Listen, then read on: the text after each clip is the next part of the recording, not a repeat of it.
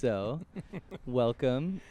This is number 6, Cadmus Radio number 6. Darius Degher here. Super excited to sit down with the local legend. The local legend. We were just in my own mind. We were just talking about beacons and surfing with Peter Sprague, and just still holding it down there. And I think you told me before you moved here in high school or something, beginning of high school, and have been a world traveler. But maybe just tell everyone a little bit more about like your roots of what got you to where you are now. You're a grandfather, a father, a husband, amazing artist, poet. Definitely someone that I've known about for so long, since I've been a little kid, but only recently we became friends, got to play a show together. That was super fun. That was cool. And special. So, yeah, tell me a little bit about yourself. You want the whole story then? The whole thing. As much as you want to share, but I would be stoked, yeah. Starting with how I got to Encinitas. How about that? Yeah. Okay, yeah, so the family lived in Riverside. So I lived in Riverside, was born there till I was 16. But so in 1972 it was. My dad was a real estate salesman, and he was on the team of real estate people.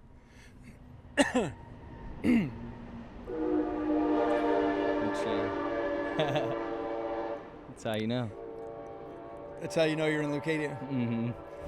He was on the team of real estate people that were selling the properties in La Costa. Oh, wow. When La Costa was brand new, when it was just like streets, the resort, and they were building the houses. And so he would come down from Riverside on the weekends and sell property down there. And so he brought me along on one of those. I remember it was 2 years before we moved down here, so it was 72. And he, because he just had to come down and file some papers that day or something, and then he was like, and then we'll cruise around a bit. So then he takes me down to La Jolla, and we used to go down there to this cheese store called the Big Cheese down there in Old La Jolla. Good name. Yeah, with cool European cheeses and stuff. Uh-huh. And on the way back, we just come driving up the coast. We went through, Torrey Pines and Del Mar and Solana Beach, and we're coming up. We end up on Neptune, and we're driving up north on Neptune. That was back when Neptune was two-way street. Oh, wow. I didn't even know that. Yeah, it was. It only became one way, and must have been the late 80s or something. Okay. If I'm remembering right. But it wasn't super long ago. Imagine that. Cars, seems narrow now, right? Yeah. I don't know if people were parking on there still, or... People were parking, yeah. Maybe it was just one side or something. Okay. I can't remember. But we're driving along Neptune, just kind of enjoying life and going, wow, what a cool place and what a beautiful street this is, And my dad goes, says to me, Dare, I wonder what these kind of properties cost along here, what you could get one for. All of these vacant lots on the bluff side, not like it is today. There was a lot of open property there. Right. And so there's a guy mowing his lawn on the east side of the street. And my dad pulls over, goes up to the guy and says, "Hey, man, you know who owns this lot over here?" It was on asking about the bluff side. And the guy says, "Yeah, I own it, and it's for sale." No way. Yeah. And Legit. So my dad's like, "Well, how much you want for it?" My dad was a real estate guy, so he kind of had his finger on the pulse of kind of real estate deals. Yeah. And the guy said that it was for sale $27,000. on the just a lot, Yeah. but on the bluff side. He ended up buying it, my dad. And then this was at 410, so that's just north of Stone Steps, about 6-7 houses, Okay. something like that. There were no houses on either side, so it was just lots. And then he and my mom built the house. My mom designed the place. Whoa, how cool. Yeah, she kind of sketched it all out, got with an architect, and then we ended up moving down here. And it was in the middle January of my sophomore year, 1974, and so the house wasn't quite done. We moved into like Moonlight Motel for a month or something while the house was getting completed, and I walked onto the campus of San Dieguito High School, and I'm just like, oh my God, this is heaven on earth. I had come from this high school in Riverside that was just a kind of standard issue, middle class, Southern California high school, with all your kind of categories of, high school types. And it was, kind of athletic and a little bit sort of square. And I remember, at San Dieguito, it was in January, and there were some girls wearing like bikini tops. People were walking around barefoot, and I just felt like this is Ocean view from your classroom. Ocean view. So I felt like I had been, transported from just a kind of, semi-hell. Riverside also at that time, this is one of the reasons my folks wanted to move. At that time, Riverside held the dubious distinction of having the worst air quality in the United States of America. Oh, wow. Smog. It was the smoggiest place in the country. Honor. Air would blow in, bad air from Los Angeles east, and just get stuck in the basin there. So this is one of the reasons my folks wanted to get out of there. So we ended up moving from this kind of, I don't want to say too much nasty things about Riverside, but it's nice in a lot of ways. But yeah, I was so fantastically happy to arrive there at San Dieguito High in 1974. And we were just talking about Peter Sprague, who I see on a magazine. Right, Ocean Mag, really cool. Ocean Magazine. Really cool article with him in there on the cover. I remember reading that one, in fact, yeah. So you'll appreciate this. Did you play in the San Dieguito stage band, the jazz band? No, I didn't. I was just in like a rock band. Like we were playing at the Elks Lodge down the road a lot, and anywhere we could, really. You were a rock guy, though. Yeah, I was a rock guy. We were doing like the Coach House, playing with like a lot of legends, opening up for a bunch of legends there. And that's cool. It was fun, yeah. The most standout was we got to hang out with Frank Marino, Mahogany Rush, and he was just the coolest guy ever. And the first time we saw an overhead projector with a dude doing a liquid light show. It was pretty cool. The oil. Yeah. Wow. But no, I wasn't in the jazz band. Well, I was really into R&B at that time. If you ask me like my favorite band when I was a sophomore in high school, it would have been Tower of Power. Ooh. And I loved Stevie Wonder. So that was where my head was at. Nice. I had grown, a few years prior to that, I had been, into singer-songwriter music. My first music that I ever played was, Bob Dylan songs, and I wrote some of my own songs even when I was 10, 12, 14 years old. Oh, wow. But then I started getting into guitar and studying guitar, and I was like watching jazz people, and and so then I thought, well, yeah, I like playing some jazzy stuff too. So I heard that there was an opening in the jazz band, stage band, for a guitar player. And there was an opening because Peter Sprague, who's now my friend, and I love the guy, he had just left that in the middle of that same year, his senior year. He left a term early and went off to college to or music. I can't remember which school it was, but probably says in that article there. But yeah, I don't know if he went to Berkeley or I don't know where he did go to not school. Berkeley. It was damn.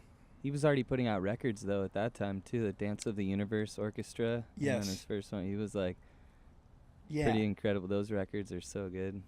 Trippe, his brother, on there too. Trippe was so in that jazz band at that time. Trippe was there, was in the band. Mark Lessman. Oh no way. You know Mark, local Yeah. Mark. Of course. And they were two of the guys in the sax section. Rob Schneiderman, who's a piano player, amazing piano player. John Leftwich, bassist. Uh-huh. And there was also the bassist, damn, his name is eluding me right now, whose son is the Mando King, played in... Joe McNaught? Tim McNaught? Tim, the bass player too? Or No, damn. the man, Willie? You know the big bluegrass band from Oceanside, Carlsbad. Oh, Chris Thile? Chris Thile. Chris Thile. Yeah, his dad, Scott Thile. Scott Thile. He was at SDA? Yeah, No way. was a bassist. And it was either him or, I think it was him who was in that, one of the years. So all of those guys, those Del Mar jazz dudes, were in that jazz band, the big band. Was Torrey Pines not a school yet? Or Torrey Pines, that was the year that Torrey Pines opened up? opened up. Oh, wow. So everyone in Del Mar was still going to San Dieguito. Yeah. And some of them were, and I'm not sure how. Some were still there and some were not. But those jazz guys all stayed there. So I showed up and auditioned for the band. I was the only guy, came out. And everyone was just looking at me like, you have no idea who's the shoes that you've got to step into here. And yeah, they're like, good luck, bro. Yeah. Peters. He was already like, obviously he's so accomplished now, but he was like already at the level, like the greatest mastered level at like age 18. So were all of those guys and all those dudes. Yeah. They were amazing. That's crazy.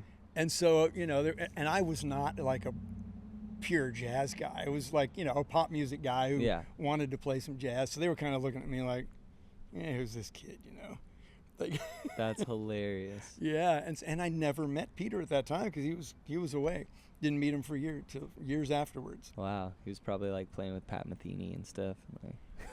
He did go study with Pat Metheny sometime right around or after that. But that was an interesting experience. It was a really good stage band, big band, jazz band. How cool. Yeah. And you guys at San Dieguito, where did you rehearse? Was there...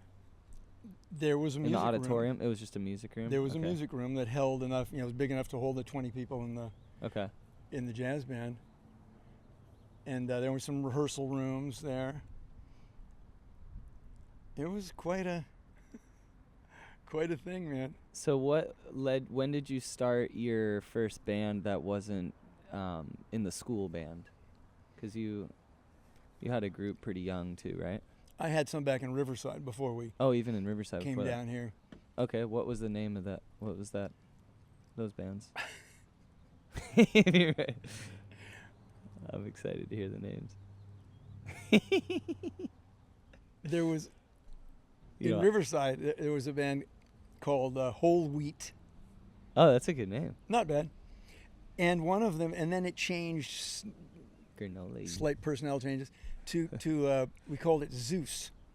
Oh, wow. Which is interesting because that's the name of my dog, our family dog right now, Zeus. No way. It was just coincidental. There was no other band with just the one name Zeus? Or maybe, that didn't matter. We were just high school kids, junior high school kids, actually. That's killer. Yeah. I love that. And then down here I was in this band called Fusion, which wasn't a fusion music band, but Really? Zeus sounds like a fusion band. What kind of music was Zeus like? Like some prog rock? Zeus, we did some prog stuff. No way. I remember we did a version of, well, we liked, we played a lot of covers, and we also had some originals, but we did, like Emir Deodato's Oh, yeah. Also Sprach Zarathustra. I have that record, yeah. I have all his records. It's They're like, because cool, aren't they? CTI is like my favorite label, and Creed Taylor's like one of my biggest heroes ever. That Rhodes. That's the thing, and that was a big part of like Creed Taylor's vision, was like these electric piano and stuff, and this like, but he was so hip, he was so like Such cool sounding stuff. Right. That's so cool that you guys were doing that though. Yeah, and we would do like we had a kind of a prog rock version of For Release, the Beethoven. Oh yeah. We used to play a lot of gigs, like parties and dances and stuff, and we'd go up to the Camp Pendleton and go on play at the clubs on the bass. Really? Which was interesting. Was it easy to get on back then, like for you guys, or? There was one guy who's a couple years older than me who booked those shows, and we'd go up there. We had a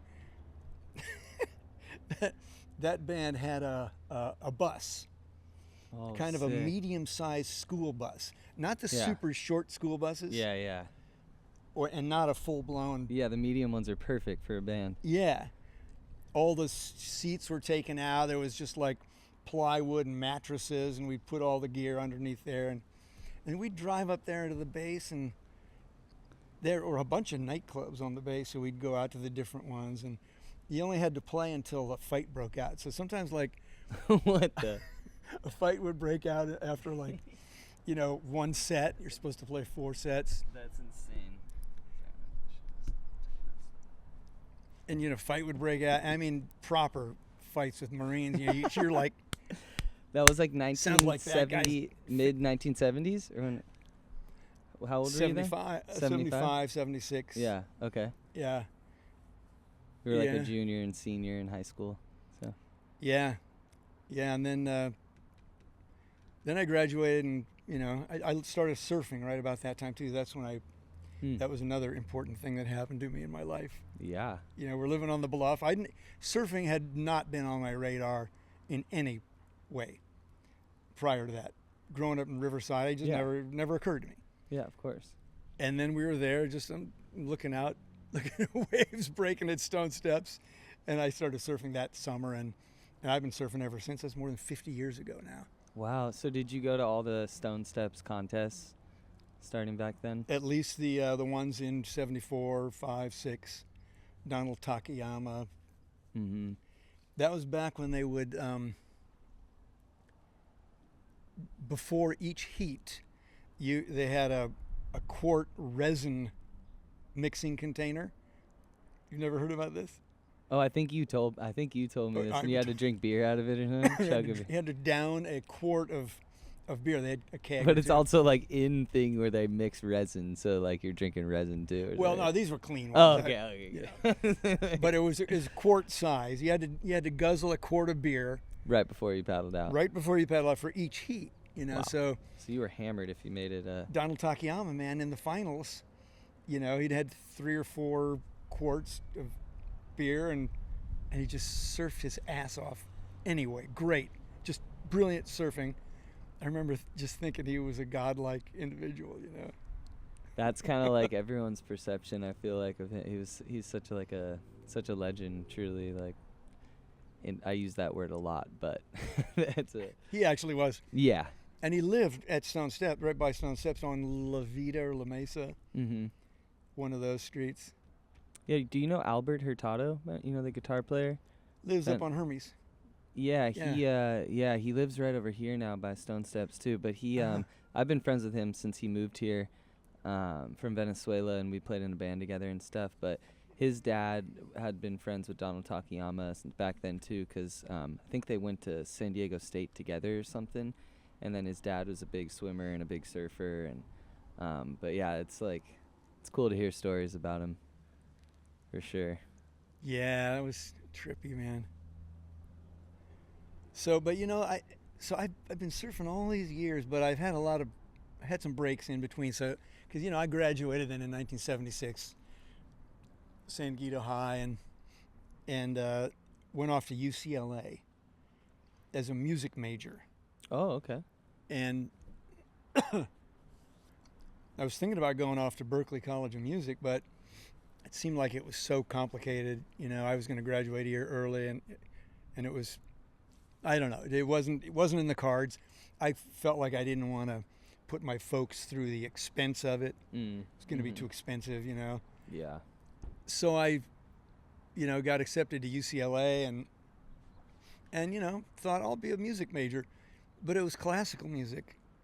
UCLA was a very kind of square music department. Now they've got they've got like the Herb Alpert music school or something where cool. they do jazz and such things. Not so. Back then it was just strictly classical. Yeah. And so they told me, you know, all right, I learned this like, you know, 8 or 9 months before I was going to go up there. And they said, all right, so be ready for the guitar audition, you know, classical guitar. And I'm like, I've never played a nylon string guitar in my life, you know. Oh, you had never even played any classical music. Like, oh, wow. So I went, got a guitar and drove down to La Jolla once a week where I had a lesson with this flamenco guy. Who was that? I don't remember his name. Okay. But he was a really heavy guy. And so he showed me, you know, a kind of crash course in classical music. You know, I'd always used a pick, you know, never. So then I was, you know, keeping my fingernails, you know, trimmed right for classical guitar playing, which I still do to this day. No way. Just because I got into the habit. Now I, you know, do a lot of finger picking on the steel string guitars. But so I go up there to UCLA and I basically hated it. You know, it was really just like super kind of straight. You know, the people in my classes were classical music kids. So there would be, you know, like the girls who were really good piano players or violin players or whatever. And, you know, I'd say, let's jam sometime. They'd be like, okay. And I'm like, okay, I'll play some chords and then you know, improvise. And they're like, improvise? I don't do that. Hey, what do you mean? Where's the music? You're going to put some music in front of me, right? Mm-hmm. Yeah, that's classic. So I lasted 1 year there at UCLA. Made it the whole year, though. I made it the whole year. The one great thing that came out of that was that they had, and the one cool thing about the UCLA music department at that time was they had an ethnomusicology program. You walk down into the basement in the music building, and there's this like all of these exotic instruments, you know, in this room. No way. Yeah, among others, sitars and tamburas and tabla drums and stuff. And I was, you know, really, I'd been listening to George Harrison and, you know, Brian Jones play, you know, sitars on rock records. Mm-hmm. And actually, I don't know why, but for some reason I was interested in Ravi Shankar.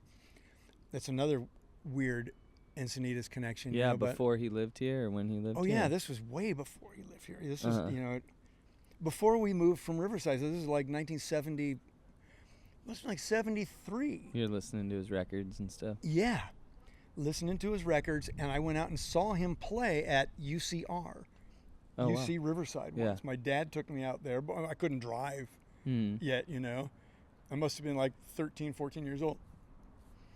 And so then at UCLA, I see these sitars, and I'm like, wow, So I took the ethnomusicology class, and one of the teachers, you could just focus on whatever you wanted to focus on.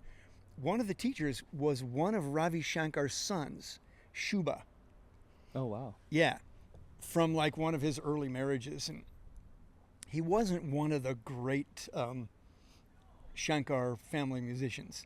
And he would say this, he said, no, I was unwilling to practice the 8 hours a day, so I only put in, 5 or 6 hours. Yeah, you have to devote your whole life. Yeah, Yeah. Only 5 or 6.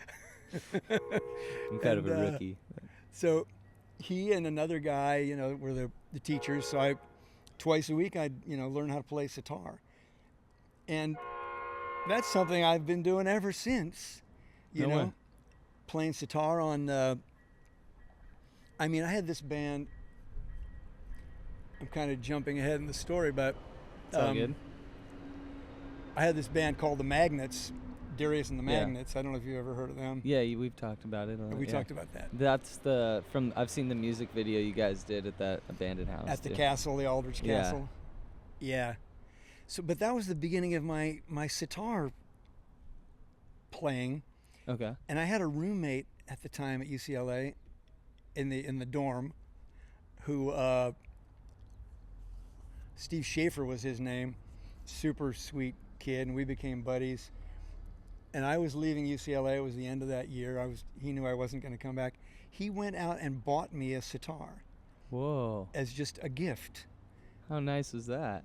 It's like maybe the best gift I've ever had in my life. Crazy. Yeah, I still have that sitar. Wow, no way. That's the same sitar I played on all of my, whenever I play sitar on, over the years. You've never got another one? I have a Different kind of one? solid body one. Okay. It's a sitar, but it's solid body. And it's the same sitar. The traditional one I played on a Warren Zevon song, his song called Bad Karma. Uh-huh. So then that's like my, claim to fame. I was going to say, didn't he, I didn't know you played on any of his music. Yeah. He was, where was he from again? He's an LA guy. But he was a famous songwriter, and I think so how I even know about that guy is I always look on eBay for old, like, Encinitas relics, and I found some cool stuff, but there's a La Paloma poster of him playing there back in, like, the 70s. Oh, wow. And it's a cool poster. I think it's bet. like 76 or I can't remember something, but yeah, I didn't really know who he was. What songs did he write? Well, the hit song that he had was called Werewolves of London. You never heard that song? Yeah. Werewolves of London. Yeah, that's It's kind right. of a novelty song. Yeah, that's him. Okay. But he's considered by a lot of people, one of the great American songwriters. Yeah.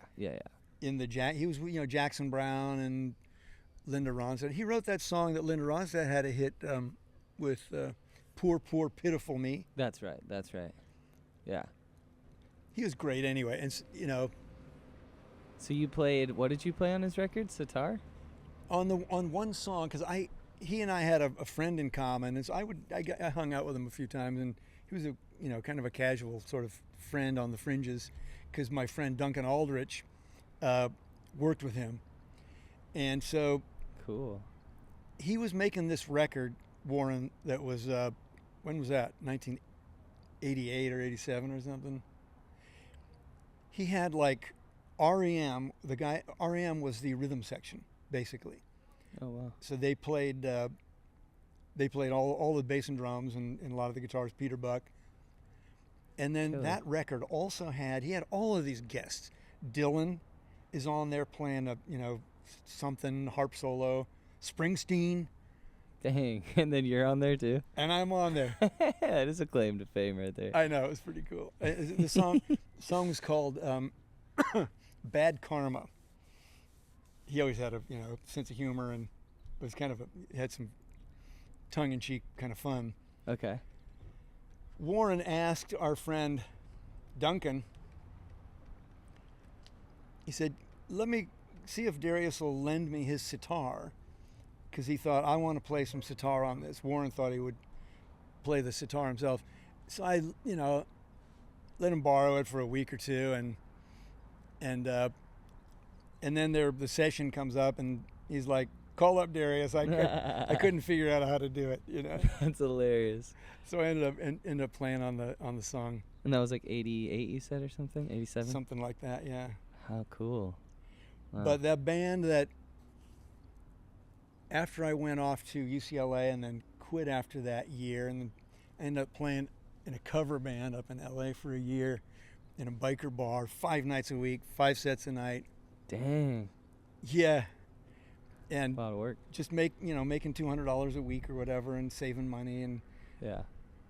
and then I ditched LA. So I had all of these kind of moved to LA, moved back to Encinitas, moved to LA, back to Encinitas. Yeah. That happened a few times.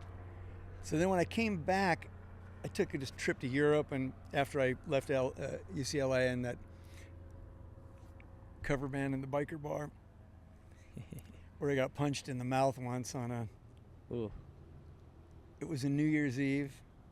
They were proper bikers. It was It was in El Segundo or Lawndale, Hawthorne, South Bay, L.A. You'd Real come in there. organized crime. Yeah, it was a tough neighborhood, and you'd come in there, and there would be like just all of these Harleys all parked in a row.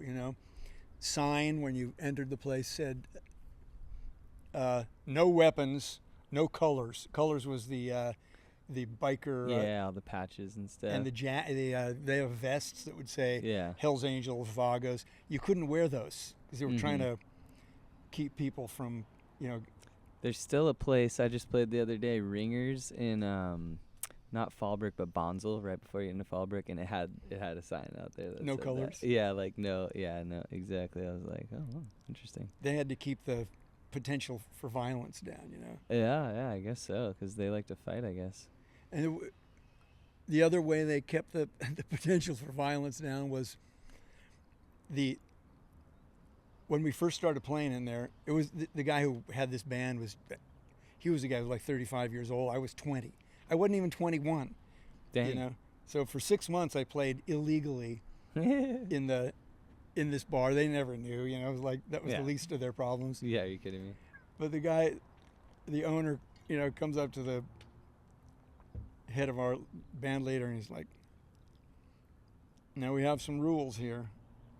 One thing that you may not ever do is play Born to Be Wild." That's hilarious. Born to Be Wild was forbidden. Okay. Evidently that would just cause the the bar would just go crazy. Interesting. Yeah. Interesting. It wasn't because he didn't like the song or anything. No, he just didn't want people to lose their minds in like biker ecstasy. That's or whatever, insane. Oh my gosh. Biker ecstasy. But there was the reason I got punched on it wasn't my birthday. No, it was New Year's Eve. It must have been 1979 or 80, and there was this girl who was always flirting with me and looking up at me while I was playing, and I knew she had a biker boyfriend. Oof. But she comes up this night and she's like, "No, we broke up months ago. We're not together anymore. Don't worry about it. Classic. Come out back with me here on the break. I got a doobie I want to share with you." I walk out the back door and just got decked punched in the mouth. I still have a crack in my tooth.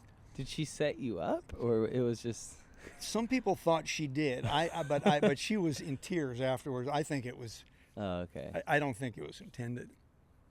Wow. When I get knocked down on my ass, I'm just like laying there, and I look up, and there's like this dude and like 2 nasty-looking biker dudes on either side of him, and they're looking down at me, and I go, and the bass player in the band, who was just walking out the door, has told me this more recently. I'd forgotten about it. He said that I looked up at these guys and said, "Dude, that was really uncool." It was uncool. Yeah. What a response, though. Yeah. That was my, my nastiest kind of comeback. The rudest you could be. Yeah. That's hilarious. That was very unkind of you. Yeah. It wasn't very nice, sir. And so then I iced my mouth up and played 2 more sets after that. Dang. Okay, so you So you did that band for a while, 79, 80, and then 1 year. 1 year, and then you moved back down here? Came back down here, and Did your family still have the house Mhm. on Neptune? they had the house through all of my years in LA. I spent 12 years living in LA. Oh, wow. Through from like 1983 to middle of the 90s. My folks had the house the whole time, so I would always come down on the weekends and Mm-hmm. holidays and things. But so I came back here and I joined a band that was down in San Diego called The Attachments, and I lived in San Diego for a while too. We played at the Spirit and the Zebra Club, places like that. That Zebra Club doesn't exist anymore. It was in the Gas Lamp, I think, before it was the Gas Lamp. And but we played with groups like other groups playing around at that time were the Penetrators. They were like San Diego's kind of most famous punk band. Really? Yeah, Okay. Penetrators. So we would play, and there were all kinds of. It was a pretty good music scene. It was sort of the post-punk kind of new wave-ish kind of era. Do you remember the homegrown records that KGB would do? We were on one of those. Oh, really? Darius No way. and the Magnets. What was the song called? Saturday at 3 p.m. Okay, yeah. I think I have a record with that on it.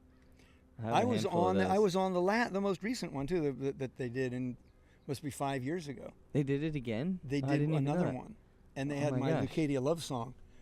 Oh, on there. cool. Yeah, because it's always, there's so many songs like just directly about different neighborhoods around here and Yeah. stuff. Encinitas ain't cheap no more. It's a funny one. Even more relevant now. God, sure is, yeah. But I Wow, was that's told so by cool. Jim McInnes, I think it was Jim, that I'm the only one who's been on two.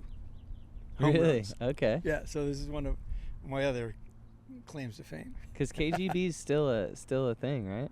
They're just like owned by or iHeartRadio or something. I Or don't are they know. maybe not anymore. Never listened to the radio. Yeah, exactly. No, like when I was in this band Ocelot, maybe 8 years ago or so, we were promoting a show at the Belly Up, and just reaching out to all the radio stations we could to go on, and we went to talk to Marty. I forget his last name. I don't know if you know Marty. He was working at 105.3. But we went in there, and KGB had an office in there. It was like, this is what's left of KGB, like one little room, and they had the chicken and stuff. And I was like, oh, that's pretty cool. Like, Jim McInnes and Scott Chatfield. okay, they're the ones who. Jim McInnes Own it. still has a digital radio show that goes on radio, one of the Native American radio stations, Oh, really? the reservation. Killer. I didn't even know. I didn't Yeah. even look into that. Yeah, he I didn't know about those.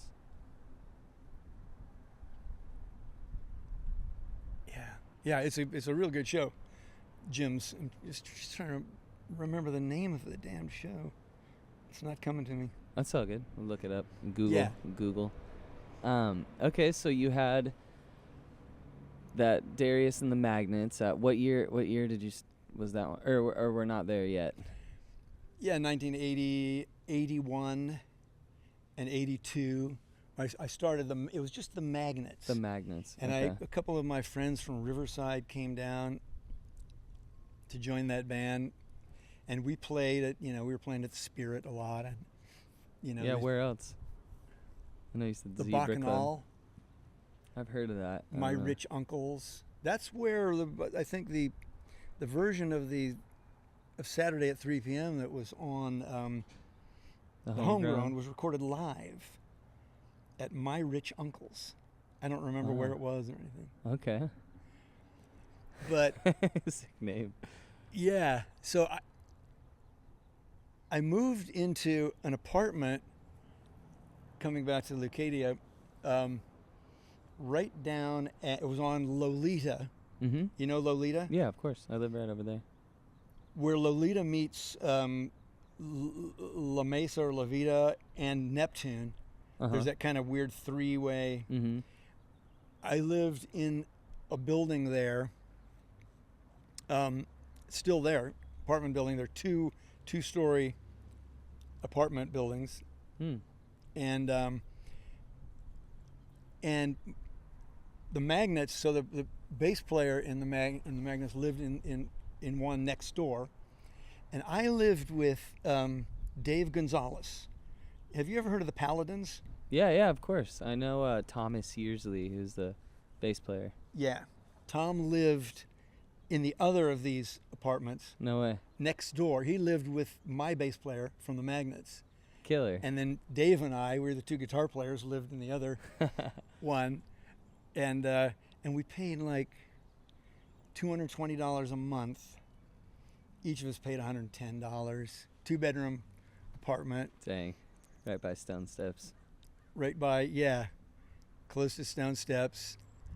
And Tom was nuts. Tom was a really good surfer too. Oh, really? I don't know if he surfs anymore. Yeah, I'm not sure. But we had wild times, you know. And we also shared a rehearsal room, the Magnets and the Paladins. Where at? On Birmingham, you know Kai's, the restaurant? Yeah. Well, Kai used to have a juice bar on Birmingham, right at the bottom of the hill, you know, basically behind the Jack in the Box there. Yeah, is it like an eyelash place now or something? I don't that know one what little it building is. right behind, like there's a big like commercial center, but it's like right there. Yeah. Not the one little bit like commercial property that's right there on the north side of Birmingham. On the At north bottom? side of Birmingham. Yeah. And she had her juice bar, and right next door to didn't her know juice bar was a room that, you know, we talked her into renting to us. Dang, Because that's we were sick. only going to use it at night to rehearse. Yeah. And we would use it like all night, you know. But she had her juice bar was only open in the daytime. So she was cool with that. She was really supportive and cool. And we soundproofed the hell out of it. And so it had Paladins gear and Magnets gear. And they would have it one night, we would have it the next night. And so we were pretty close friends. I got them their first gig, actually, the Paladins, Where at? at the Spirit. Oh, that had to come back to the spirit. So wait, Yeah. first I want to say a thought. So it's funny you say about that rehearsal space because my friends had a spot for some years behind the Cardiff Barber Shop. So in that alley there behind the office and the Cardiff Barber, there was a back door, and the barber was only open during the day. Same thing in the back. He washed the hair. There was like a chair sink thing, and then at night, people would jam there and stuff. And like I played a lot of music there, and that was so it's funny 'cause those are so close to each other and such a similar. Cardiff rehearsal room central. Gosh, yeah, like who would have thought like that multiple rehearsal rooms in Cardiff existed with the very minimal amount of So commercial weird. space. So weird. So Yeah. where was the Spirit? The Spirit still exists. It's still called the Spirit? No. Okay. It's called Brick by Brick. You probably played there, right? Yeah. That's right. Okay, so I wonder if you know this guy. I think we were talking about the liquor store. Joe Crescent is his name. I used to work for him cleaning pools. His dad owned the liquor store property and a bunch of stuff, but he was in a band that he grew up in Carlsbad, and he was the lead singer, and then they moved to LA, and they were, I'm trying to remember, was it? It might have even been called Joey Badass, which was before, like, there's like a rapper called that now.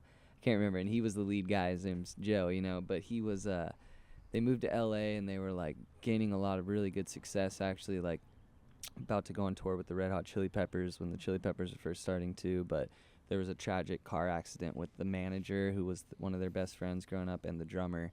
Both died in a car accident, so the band split up, and he ended up moving back down here. But yeah, I wonder if he said he used to play that place a lot too. I wonder if you knew him through the music scene at all. I don't remember him, but maybe we would know each other. Yeah, Or did. that's crazy. So that was called the Spirit for a long time. It was the club. One of the only. Well, the Belly Up started in '74, right? But that was it was like not really happening too much until like a little later. Well, the Spirit was smaller than the Belly Up, Yeah, brick by brick. yeah. You know, But it was the place that all of the original music bands of San Diego played. You know, it was the spot, pretty much. Wow. Nightclub, you know, on Buenos Avenue there. And so we had our place up here in you know, in Encinitas, and we'd go down there and play our shows, and it was a really good scene. I met a lot of people, you know, in that scene. And so that was how that band got started, the Magnets. It was a trio. But then we ended up, the bass player and the drummer ended up leaving, and I had gotten another guitar player in the band, Michael Packard. And so it was a 4-piece. And then the bass player, drummer left. And then this was right about when we moved to LA. The whole band moved to LA because we got management up there. This guy who had a management company, and you know, in the 9,000 building on Sunset Boulevard, big building there in West Hollywood, and we were like, all right, this is happening. We're big time. We are happening now. Yeah. You know? So we ended up moving up there, and we just made this EP, which we'd recorded while we were living down here, called In the Valley of Dreams. Oh, like the trailer park. There was a song called In the Valley of Dreams. You can find it online. Really? And it was like referring to the trailer park? Yeah. No way. In the Valley of Dreams, little Margie was there with me. That's killer. There was also a song on there, very experimental, with a loop. Tape loop? Yeah, I don't know of anybody else who was doing that then, but there was this weird not loop around here. that we made in the studio. My brother was a recording engineer, lived in LA, so we had kind of connections to get into good studios. And we did this loop thing and then had all of these layers of trippy sonic. We were very, you know, psychedelic. Yeah. And that song was called Stone Steps. Really? Yeah. Dang. Okay, you had Valley of Dreams and Stone Steps. Yeah. On the first EP. Yeah, and the EP, it's In the Valley of Dreams. And that's the name of the EP. Yeah. Dang. So did you know people who lived in there, or did you just like to skate through, or like what was the inspiration? It was just right next to Beacon. So. Just walk past it, and Yeah. I thought that seems like it was not as nice as it is now. It was a little trashier. Yeah. So I thought there was some interesting irony in this name, the name. Valley of Dreams. Right. Yeah, Now it it's was like kind of $500,000 trailers. Funky trailers in there. Yeah. Oh man, yeah. Not like it is now. Now it's pretty. Right. Nice all of trailer park. Leucadia was a little bit more grungier. Yeah. Yeah. Not even that long ago, probably. Stuff's changing quick, but Changing very fast. yeah, especially when the trailer parks are like, the trailers cost $500,000. You know. It's amazing. to me. Like, wait, what? It's amazing to me. You don't even own the land. Yeah, I know. I feel so lucky to be still living here. You know, it's such a magical place. And so, when did your parents how long did they live in that house for? You came here, you were living it with the Paladins, rehearsing in the spot. I wasn't living in that house with them then. No, yeah, you were just you were living We were on living the down the street. Lolita. Yeah. Yeah. But were your parents still living at the house at that time? The family had that house until my mom died. So that was 2002. Oh, sorry to hear about that. Yeah, 2003. Well, it's a long time ago now, you know. Yeah. But yeah, we couldn't keep it, and so we had to sell the house at that time. And I was living in Sweden at that time anyway, so. Oh wow. Neither of my brothers were living here. It seemed like the thing to do. Mm-hmm. I'd always been worried about, you know, it falling Understandably. off too, you know. The bluff keeps getting smaller and smaller. Yeah. So I thought it was probably the right time to sell, you know. Yeah. So I want to get to that. You moving to Sweden, that's crazy. But so when you were rehearsing at the spot at the bottom of Birmingham, playing the Spirit a lot mostly, were you guys also traveling to LA or Orange County to play shows? We were going to LA a lot to play shows. And then you got that. What made this manager sign you guys, or how did you get that deal? We had that EP that we put out in the Valley of Dreams. Okay. And and I had the sitar was kind of a gimmick.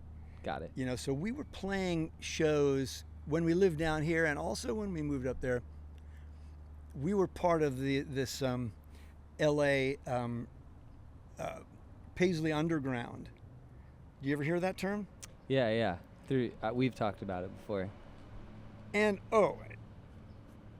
incidentally, new 3 CD set just came out in February that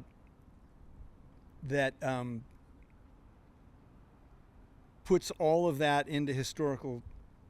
That scene. It's you can find it. I have one copy they just sent me. Well, I'll have to buy one. Should have brought it along. It's a 3D set. It has REM on it.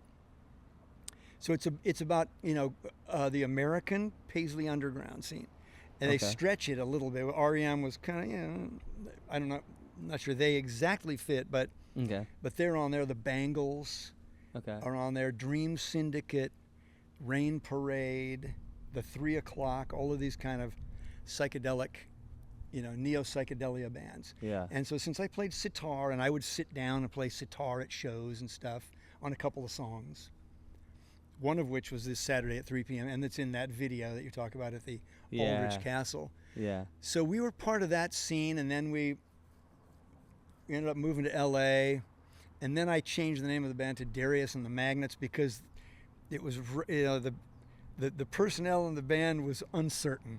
The rhythm section left, and I got new guys, and then there was a new guitar player. So I was like, I better put my name on this thing in case it just totally falls apart. At least I'll be able to say, here's, my album. Yeah.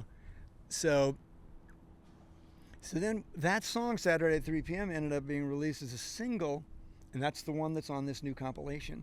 Oh, okay. By a label called Big Time Records, which was an Australian record label. Sick. That had like the Hoodoo Gurus and some other pretty big Australian bands. And so we were the first thing that they put out, Big Time America. Wow. And so that was this guy, John Collins, was our manager at the time, set that up. He was an Englishman. Still is an Englishman. Still is. And then, the band moved up to L.A. All of us just moved up there. And I lived in West Hollywood for 12 years. And wow. Band played there, and band only lasted another couple of years, and then I became a folkie. I was sick of, writing lyrics that nobody was hearing, and we were really loud, the band, and so I was like, all right. Classic. I'm going solo. And I was really into Woody Guthrie at the time. As I mentioned, that was kind of like my very earliest musical roots too, was this sort of singer-songwriter folk music. But so then I found that again and became an acoustic music folk guy, which I've kind of been doing ever since. Right. Among other things. Chris Goldsmith? Yeah. Chris Goldsmith, he's like the president of Belly Up Live is like his term, but he's like worked at the Belly Up forever. But his and he's a great musician and just great dude. But he I didn't even know this until recently. I was telling him literally about this place, all the signs, and he's like, "Oh, my parents owned a folk club in Leucadia back in the day, I think in like the 60s or something. It was where the Roadway Inn is now." Wow. Do you remember that spot at all? Was that ever so like yeah, I don't know what year it went away, but he said he still has the sign from it. It's pretty dilapidated, but that's why he even brought that up. And then I've talked to some other people about it, and they remember like going there and stuff. But I can't even remember the name of the club. But that must have been before my time. I think it was probably in the early 70s is when it closed down, I'm guessing. Wow. But yeah, Chris is the man. I'm gonna have him come talk here sometime too. Yeah, I've been hearing his name over the years. I think we've met, but I I don't know him.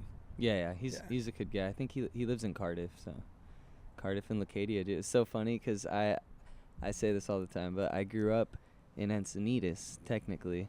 I guess they call it Old Encinitas up there, but I always had this sense of isolation from all my friends who lived in Leucadia, and we're all like, like doing tags and art that said Leucadia, and then all my friends who lived in Cardiff and stuff, they're like Cardiff, like, because I went to Cardiff school, but I always felt like, oh, it was just Encinitas, like, it was so funny, and that, like, the minor territorial, like, pride of just, like, those Well, towns. when they were different, They used to actually be different towns, right? Not when I was alive. You drive from one to the next, and it would say Leucadia, population 5,823 or whatever. Until Cardiff, population crazy until 6,022. 86 is when it incorporated, I think, or something. I think it was 86 or 88, something like that. Something like that, yeah.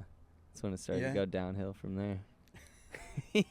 Well, I'm just kidding. Yeah, but not really. But that's just, I've got a that's poem not about just that. here. Maybe I'll read you a poem later. Oh, please. Yeah, it's about this, a change. Well, let's come back to it, though. Yeah. Well, that's one thing. So it's cool. We just started talking about folk music, and, like, I feel like there's a journey with a musician's life where you're young and you have this angst and you're really into, like, punk, metal, rock, all this stuff, and then you kind of like, oh, that's fun, and I still love it, but then you R&B, so the soul stuff, that's the best stuff, and then you're like what it always boils down to is the song. And I think, like, with folk, like you say, or whatever, this is like, it's stripped down version of just the song. So the song, there's nothing to hide behind, right? There's no funky bass, there's no drum beat that's gonna, like, make it super interesting. It's like, are the word, like you said, you were sick of people not being able to hear. It's like, okay, are you telling a story with the lyrics? Is the chord structure supporting, like, the feeling of the movement of the story too? So it's like, I feel it, and that's why I was lucky to get introduced to great songwriters from a young age, from my mom, of course, and then from my friend Chase Horton and his dad, who turned me on to Steve Poltz, who has always been one of my favorite songwriters, especially because he's, like, really funny too. So, when I was, like, 8 years old, it was like those Rugburn songs kind of just make you laugh too. So it's like, yeah, good for a kid. But that's what I love about your music now. You just came out with loud plane. You came out with a record recently. What was that, a year? When did you? Yeah, when did you? There it is. Rhyme in the wreckage. On a postcard, such a cool. A postcard. Yeah, that was in August. In August. Yeah, that's the most recent one. Who knows? Maybe the last one I'll ever do. I hope not. I've said that a few different times. How many CDs have you put out, or records? And when you first put out your first physical piece of music, what was the medium? What was the popular medium? Was it still vinyl? Was it cassettes? CDs? Well, there was vinyl with the Magnets stuff. The Magnets EP. And then my first solo. So right after when I started doing singer-songwriter music, and then in 1989 I got a record deal with on Danny Goldberg's record label. It's called Gold Castle, which was a folk music label. And on that label there was Joan Baez, Peter, Paul and Mary, Judy Collins, Bruce Coburn, who's going to play at the Belly Up in April. I'm going to go see him. It was like, and Eric Anderson, like all of these, like the biggest folkies. And then they signed me. I was like me and one other guy named Latch were the young folkies. But anyway, so when that record came out, it was right when CDs were coming out.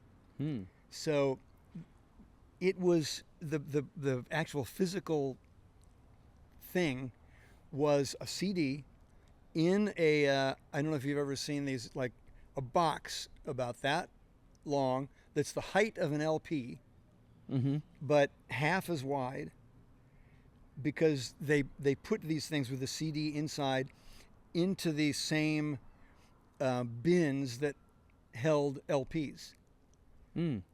So when that came out, I was like, no LPs? No, we're only doing it on the new medium CDs and cassettes. So it came out on CD and cassette. Killer, right at the beginning of CD. That's cool. Yeah, and we're, what the medium that we recorded on was always 2-inch, 24-track tape, you know. And where did you record that record? That one, the solo folky one. that one was recorded at my brother. My brother, as I said, was a recording engineer who started his own recording studio in Burbank, and in the mid '80s. It's called Red Zone. I managed it for a year, in fact. Wow. Yeah, and that was recorded there. The Magnet stuff and some other things that we did were recorded. We recorded all kinds of fancy LA studios, like Cherokee, Sound City.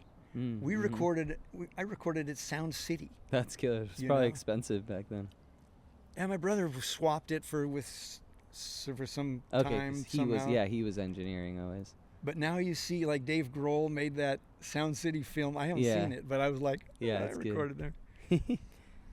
Yeah, the whole, like, the big LA studio is kind of a dying thing, right? Like, nowadays, with technology, you can make, like, clean sounding, polished stuff in your room, ultimately, and no one will know the difference. So unless that's the kind of thing about the vintage analog studios and these really like time capsule stuff is now more appreciated, and that's why that was always my dream, to have a 2-inch 24-track machine, which we have now. From it used to be at Golden Track. I don't know if you ever went to that studio.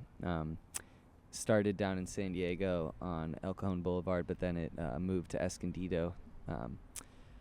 But anyways, it's like, nowadays that still has like its merit, I feel like, and people are turning more back towards that, and the whole like easily being able to film and not having to roll film.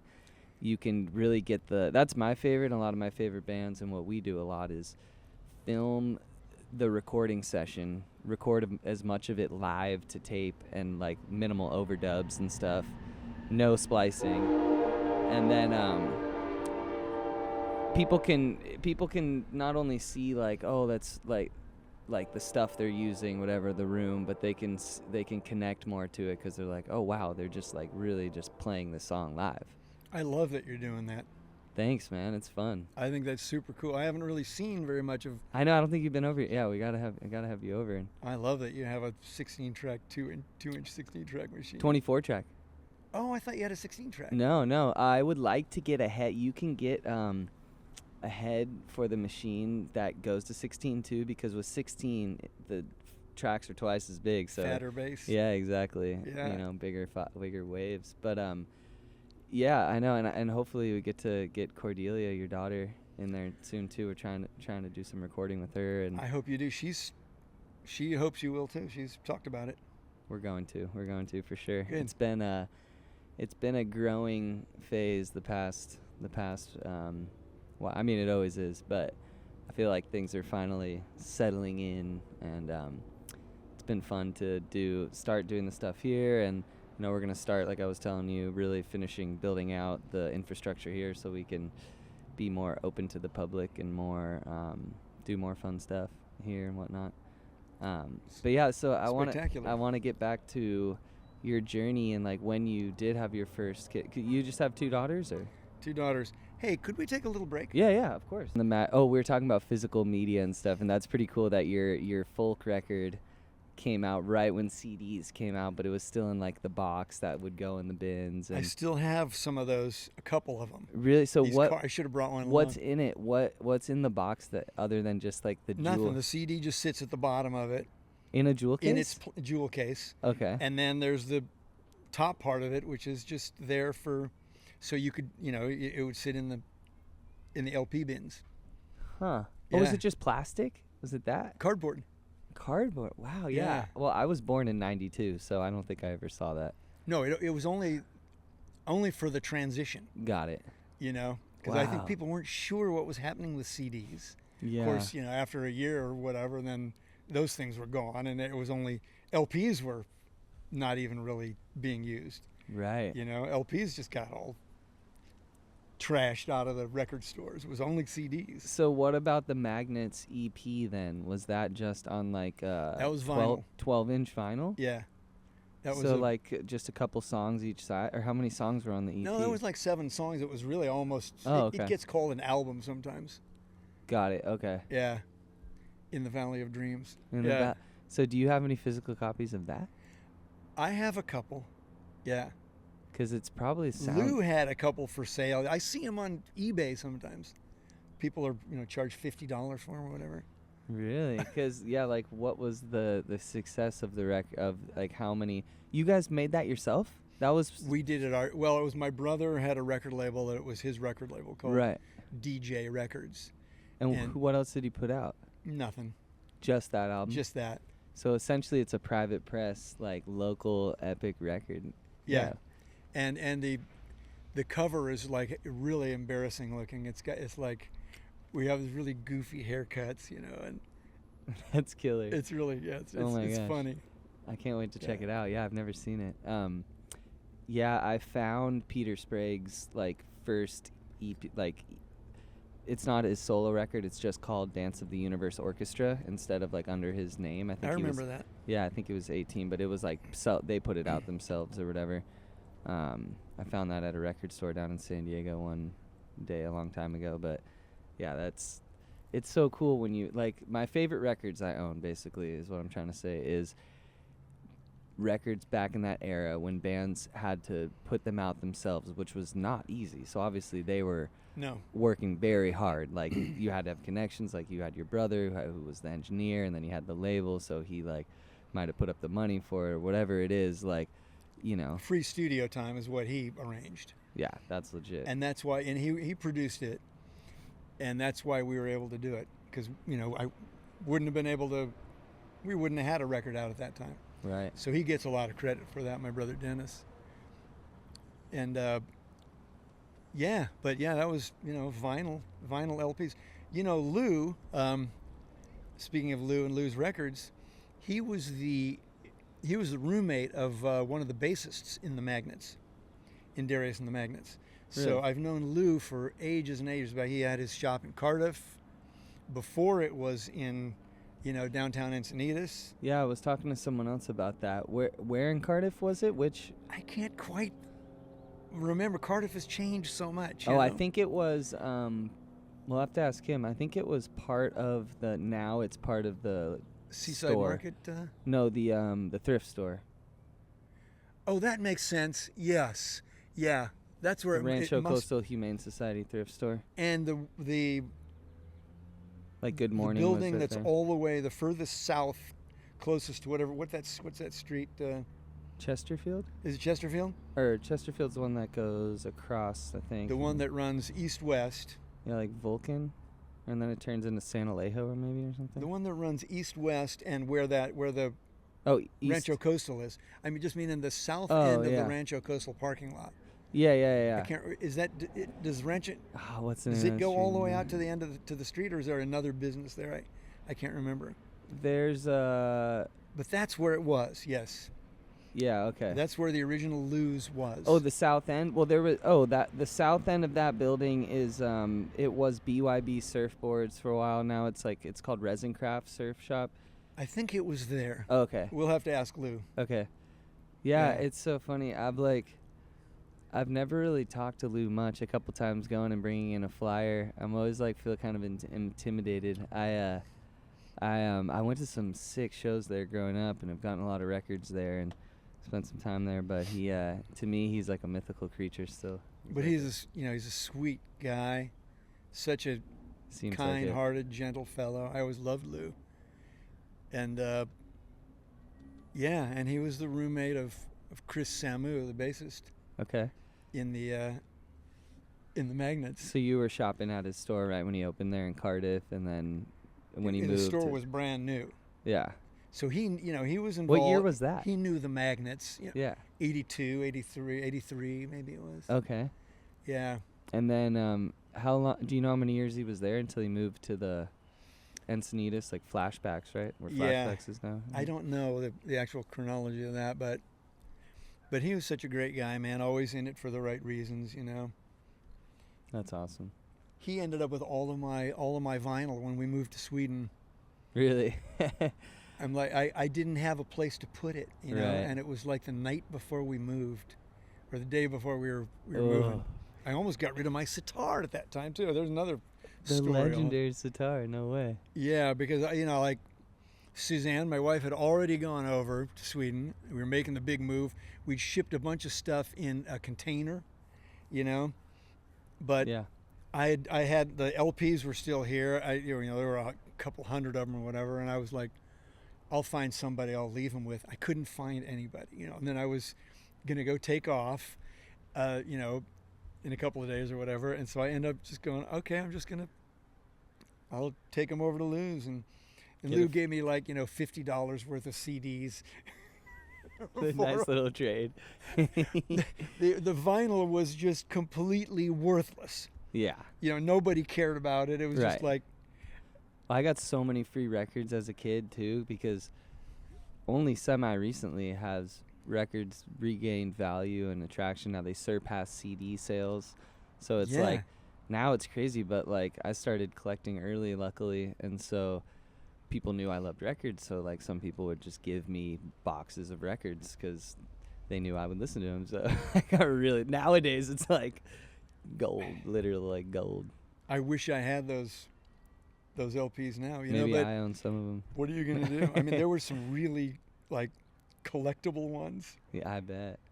Well, that's what's cool about like physical media, physical copies of music is it's like a flat Stanley. It can like end up anywhere around the world, and you never know like that could end up in the hand of some musician over and halfway across the world, and that inspired them to do something. Or nowadays it's just music is online for everyone to check out, but it's just a digital everything, But then like as a result, it's so easy to put stuff out, so there's millions of records being uploaded to Spotify daily, and just crazy stuff. Everything has changed. But people sometimes say, well, do you ever think about buying vinyl records? And I'm like, hell no. I'm a little bit angry about the way that all happened, because I had such a good vinyl collection. I'm not doing that again. Yeah. Oh, dude. Forget you would spend way too much money anyways. Done with vinyl, Yeah. No, it's crazy. But it's cool that bands can put out their record on vinyl. Like, it's like semi-easy to even just press it yourself. And then it's a way that fans can support at a show. Because, I mean, how do you make money as an original musician nowadays? Like, T-shirts and vinyl. Yeah, T-shirts and vinyls, and even then it's and like live shows, I guess. At the show though, but like most, because like you're not selling a ton off your website probably. No. So it's hard. It's hard as a original band. That's why there's so many more and more cover bands, and just like the tribute bands. They're the ones making money. Tribute bands, man. I've seen tribute bands making 50, 60 stacks on a show. Like what? Like, and they're all like prima donnas. And, I find this offensive. The funniest is when I have some friends. They're like, you want to go see the Yada tribute band? I'm like, hell no, I'm not going to see no. Oh, dude, I have friends who've started tributes, many different tributes. I won't name names, and if you're just trying to make some money, you can make some money. That's cool. Like if that's what you're trying to do, whatever. But yeah, for me, I'm the same way. I'm like, and especially when a lot of times they're tributing people who are still out touring and whatnot, and they're still doing their thing. It's like, what is this? But I don't know. It's an offensive irony to me, that the bands writing their own music and making records, artists, are not getting paid anything. Yeah, or getting badly paid, and then the tribute bands are raking it in like. Yeah, probably in many cases, like they can make more than the actual band if the band is still around or whatever. Like maybe, yeah. or I don't know. I mean, It's sad. it just becomes a business at that point. It's not like an art, like you said, like it's not like artists doing things. It's like business people doing a show. It's a show. It's a production. Yeah. Right. And it's like, yeah, whatever. But the point is that there's so much less new original bands, I feel like, because of the changes in the industry, whatnot, and also just the world, right? Because it's like, for example, in North County, San Diego in general, it's expensive to live here, and so for an artist that doesn't make that much money, you're gonna have to be, they're working during the day as a barista or whatever, and playing at night, and like they're probably not still able to live around here. So how do you have a scene with places where people are playing music, and how do you keep that alive? I'm glad I'm not. I hate to say this, but I'm glad I'm not, your age doing it right now, because it's a lot harder, I think. Yeah. I mean, as I was telling you, when the Magnets lived down there on Lolita, we're paying $110 each. Now, people are always talking about how much things cost in the old days. Like, I remember when a loaf of bread was 5 cents, and it kind of doesn't mean anything because everything is more expensive. But if you think about it in terms of actual jobs and such, us guys who were playing music at that time, we were not making any money playing music. We were like, getting paid, $53 to play an original music gig or whatever, But we had just the shit jobs, like I had one, me and the bass player, we had the job of delivering junk mail that we put in plastic bags on people's doorknobs. No. Yeah, you'd walk around through all of these neighborhoods and hang these, this, junk mail on somebody's door.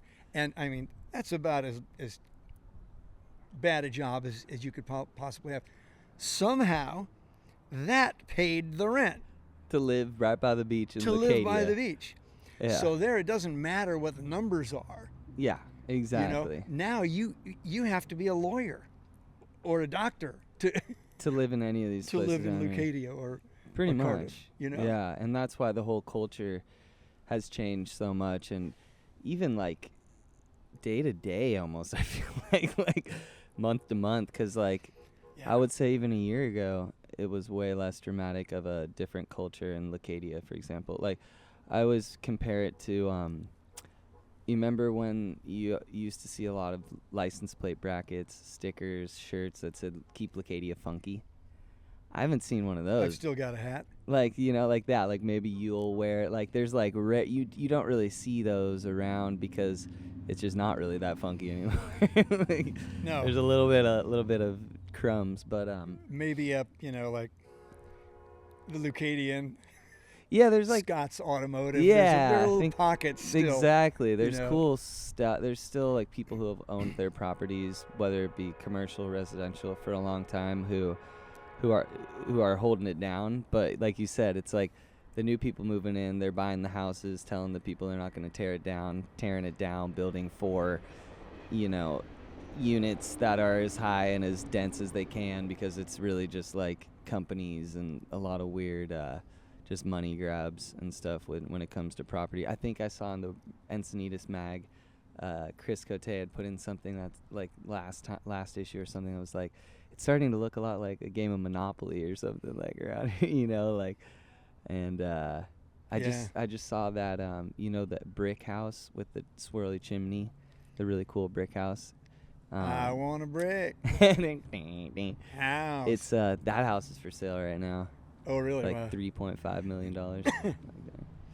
But yeah, man, it's so that's kind of the question, right? Is how do we have a good music scene in Harness? And it just takes individual people and stuff.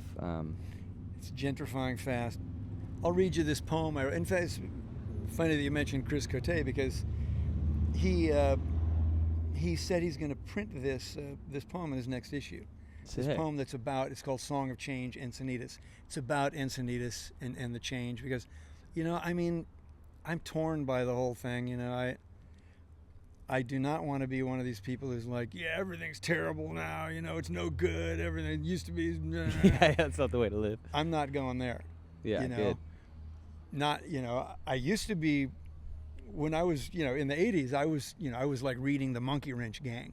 I don't know if you've ever heard that book, Ed Abbey's book. He was the guy, one of the founders of Earth First. It was a militant environmentalist group that would, monkey wrench like developments. You'd put like dirt, sugar into the, the bulldozers, gas tanks, And I used to read those books and be like, yeah, man, we got to keep Encinitas, I'll do whatever it takes. Now I'm, old but also, I realize, you can't fight certain things, and that's what the poem is about. So you got to accept it, and have a good life anyway, Exactly. So it's a tricky thing. But anyway, Chris is going to, this poem is going to be in the next issue. Oh, that's so cool. Encinitas magazine. Hopefully he won't mind if I read it for you here. I don't think he will.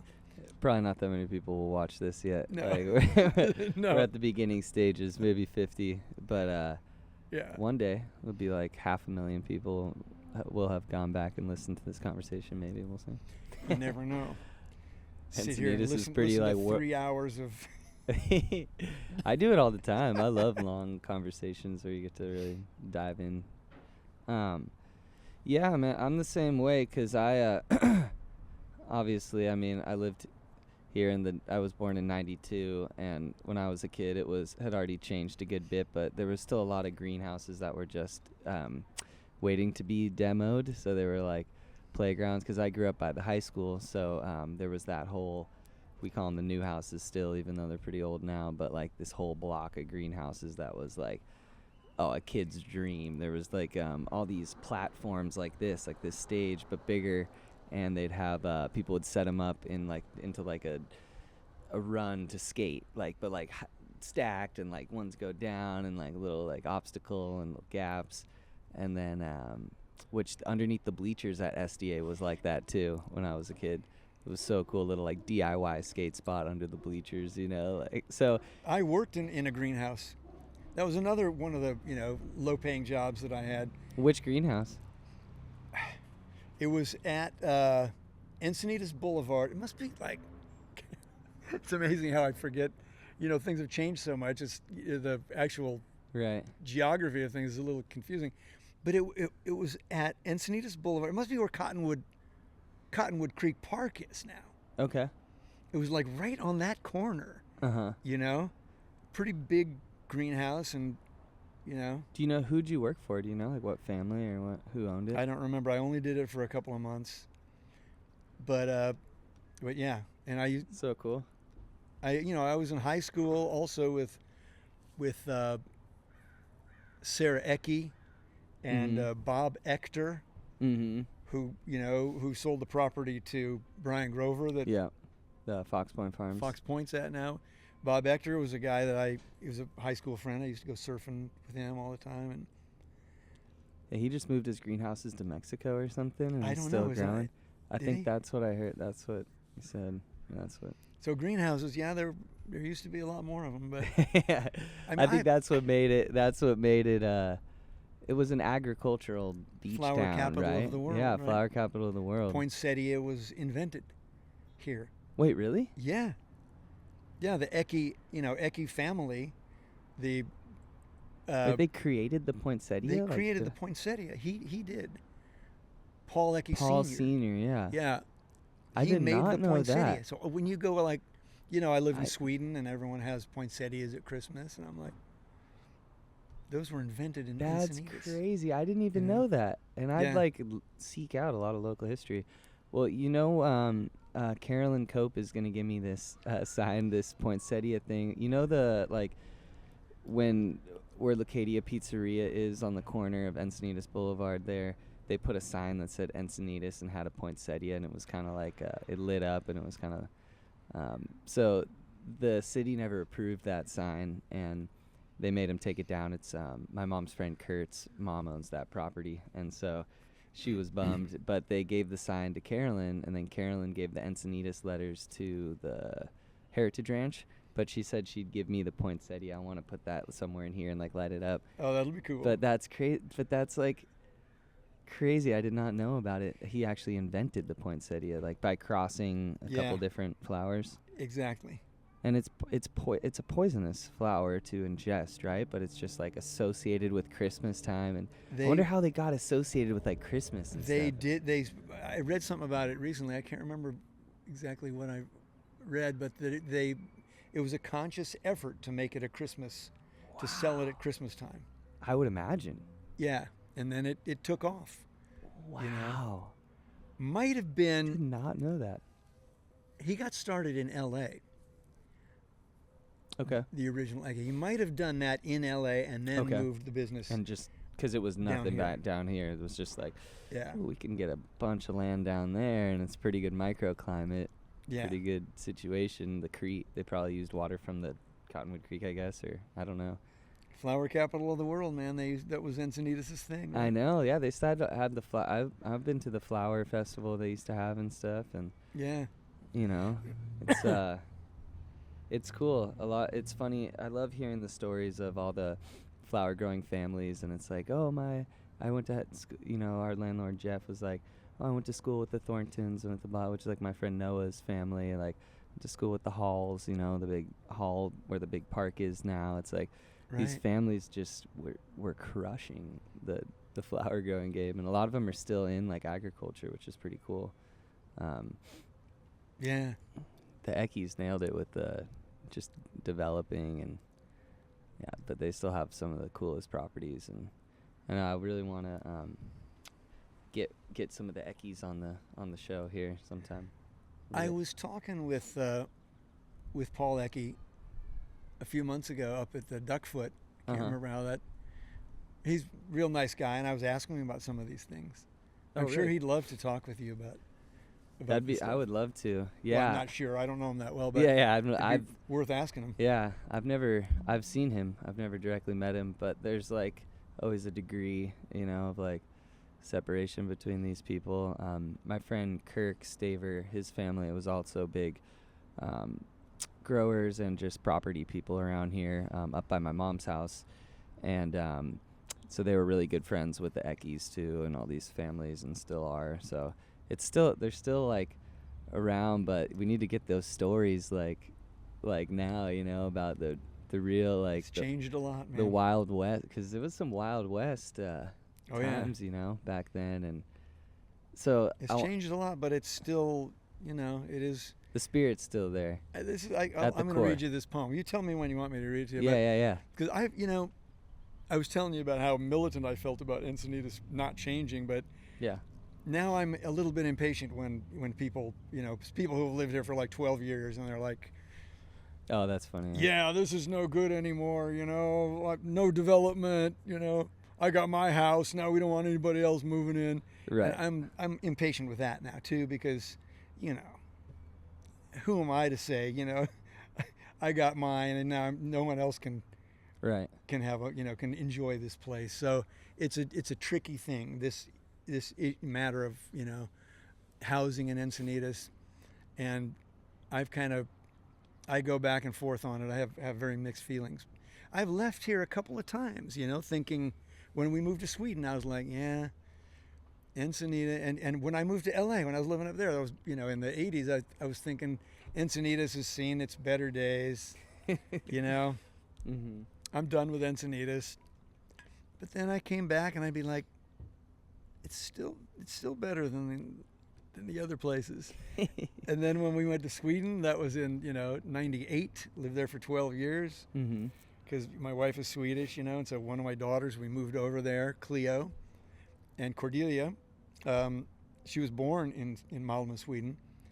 And then when we got over there at the beginning, I'm like, okay, well, Encinitas used to be good, but we're over here now, and it is what it is. I'll never go back. Yeah. After a time, I started missing Leucadia. Came back here on a couple of vacations to see my mom, and I'd be like, damn, I actually would like to go back there, So I missed it. And then when we did move back here again in 2010, I felt like it's still the best place around. You know, it's changed a lot, but I can't think of a better place. Well, you know, and all good places do change is the thing. And everything changes. Everything changes. That's the thing. The only thing constant is change. And Yeah. My friend Noah that I was talking about, his uncle who grew up here had moved to Australia many years ago, and like he was feeling this way in like the 70s or something, like the late 70s, like, oh, Encinitas is done now, you know, better times. So he moved. Then he comes back, you know, in recent times, and he's like, you know, looking in downtown Encinitas, and he's like, you know what? This place has actually changed a lot less than where he's at, in a lot of places where now there's all these crazy high rises, you know. So it happened late enough here, the development, that it was controlled, you know. So it's, yeah, we all feel like it's changed a lot, and it's still changing fast, but not like some places, you know, as you say. So I think it's still nice. Oh, totally. And the fact that people want to live here, and the fact that there's economic growth, only is reassurance that it is the best place. And it's like, we should just feel lucky that we live here in general, you know. And like you said, it's like, who are we to say? I mean, I'm young too, and I was just, you know, what do I know? I'm just like, but you're grateful, you're thankful, and yeah, that's all we can be, you know. And I've recognized that it's important to also preserve those memories and moments in time, because even right now, like in 10 years, we're going to be like, wow, I remember like when we first started doing stuff at the lot, and it was just so much different, so much better back then, or whatever, you know. So like, even now, preserving this moment. And that's why what you're doing with this series is so cool, you know. Thanks, man. I think it's a very cool thing that you're doing, and I appreciate it. Appreciate you, man. I've always been really inspired by your music and poetry, and thanks, man. Yeah, I love it was really fun getting to play with you at the Summer Fun last year. I was so stoked that you were able to do that, and I hope we can do it again sometime, you know. Yeah, for sure. Maybe we will. And it's cool because you I feel like you don't play a lot of live shows, right? Like, nah. You know, and so I'm semi-retired. So what have you been doing all this time? You do a lot of poetry, right? Like, you've been teaching some classes, I know, songwriting classes. Well, I've released 5 albums over the last 5 years too. That's insane. You know, so like, you know, since the pandemic. There was this article since the pandemic. Yeah, there was this article that T.K. Arnold. You know who Thomas Arnold is? He used to have this magazine in the 80s called Kicks that was like one of San Diego's first music magazines. No way. So and he still writes for the Reader and some other papers. He has some other. Gotta meet this guy. Oh, he's a super cool guy. He lives in Carlsbad. But he wrote a piece on me in August in the San Diego Troubadour. Oh, yeah. Great. That's kind of all about my life. And he pointed out, he goes, you know, I was looking at your discography, and, you know, you've got, there are 12 or 13 albums that you've made, but, like, what was it, like 9 of them are in the last 10 years or something. And I hadn't really thought about that. So I've been making a lot of music. I haven't been out playing live. I don't know, I'm not interested in playing at Papagayo or whatever and playing cover songs. I'm not interested in being the entertainer dude. Yeah. I'm interested in writing the songs and making the albums. That's where my heart is. Mm-hmm. But also the poetry. So, you know, when I started getting into, you know, when I became, you know, folk singer-songwriter 35 years ago or whatever, that's when I kind of sort of focused on the poetry even more tightly than before. Mm-hmm. And so I told you I left UCLA after a year. Well, then in the early 90s, I ended up going back to UCLA. That was when my daughter Cleopatra was just born. And for the first time, I was, you know, how old was I? Late 30s or whatever. I was like, damn, I think I have to figure out how to make a living here, an actual living somehow, you know. I got a kid, you know. Yeah, it's a lot. I was kind of getting closest to 40 before I started thinking in those terms, But I did, and then so I went back to UCLA, and then I went back as an English major, got my degree in English, and then I started thinking about poetry even more. I was reciting some Middle English for you earlier, Yeah. Chaucer, Wild. something from my English studies, and so then we end up over in Sweden. I get a job, I had jobs teaching English, English is a foreign language. As a language, yeah. I had done that here too before we moved. But then I ended up working in this English department at the university, Malmo University in southern Sweden. It's a public university. Yeah. And so then I'm teaching, English in college. So I'm focused on literature all the more. I had that job for 20 years, teaching for Malmo University. Over there for 10 years, and then we moved back here. Still works. I did it for 10 more years from here, online. Wow, just remotely, and I, which was cool, it was great. But I ended up losing the job because they instituted these new rules, like they wanted me to be over there for 4 months a year, and I was like, no, I'm not doing that. Bummer. That was in 2019. So but while cool, I was over there, then I also went back to college again while I was teaching, because the university supported me. And I ended up getting an MA, a master's degree at a British university, mostly remote, Lancaster University, and that was in creative writing. Oh, wow. And so then I was writing a lot of poetry then, and now that continues. So I have these sort of periods where I'll write songs, and then other periods where I'll write poems. Right now I'm writing poems. And so I've got, I'm trying to get enough poems together for my next collection. 2015, I had a poetry collection that was published, Cool. called "To See the Sound," and my poetry has been published in a lot of magazines too, a lot of literary magazines. Oh, wow. I used to have my own literary magazine at the university in Sweden Really? An online magazine What was that it I called? founded called Shipwrights. Wow. And we did that for 7 or 8 years. Killer. So now I'm trying to get enough poems so that I can get another collection out, and I'm getting pretty close. I have enough. I'm getting 50 pages ish worth of poetry, and now I'm just kind of refining them, hammering them into shape. So I've started this poetry series too for the city, called Ocean of Poetry. Mm-hmm. That, in fact, this Sunday we're doing the third one of these things that happens on the third Sunday of every month. Okay. At the library in the community room, and I've got poets. There's a featured poet at each one of these. Got some really great featured poets. The guy who's coming in this Sunday, George Yatchison, is the poet laureate of Santa Barbara. And then next month we have the poet laureate of Orange County, and then in May we've got the poet laureate of City of San Diego. So what is the poet laureate? Well, these are just honorary titles. That means you're the guy. The town poet who organizes things and such. So Got it. but usually you're a good poet usually too. Yeah. You're connected in the whole scene. And you publish some books and things. So Cool. So I've got good poets coming in who are the featured readers. And we've got this community room, which is a fantastic room. The library's room that has the ocean view. It's great. It's amazing. So we've got this cool series, and I've got most of the year booked up now. And it was just an idea I had, because I got asked to be a featured reader at a couple of poetry readings, one in Ramona, another one at Escondido.